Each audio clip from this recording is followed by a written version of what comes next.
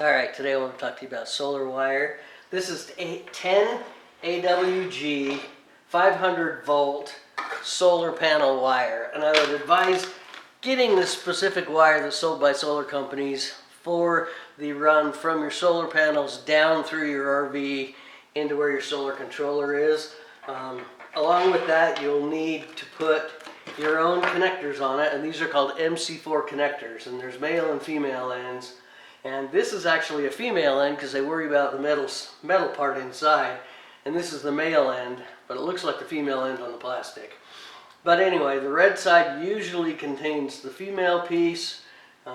Get this wire in lots of lengths, buy extra, and get some black and some red. Black's typically ground, red is typically hot in your RV, and then get some components and some MC4 connectors, and that's what you need for wire to build your own cables. You can make them any length, although with solar it's usually best to have them the same length. If you have a run from here to there, make the red one exactly 6 feet and make the black one exactly 6 feet, so then you don't have a different voltage drop from here to there, and that's the same with wires between the batteries.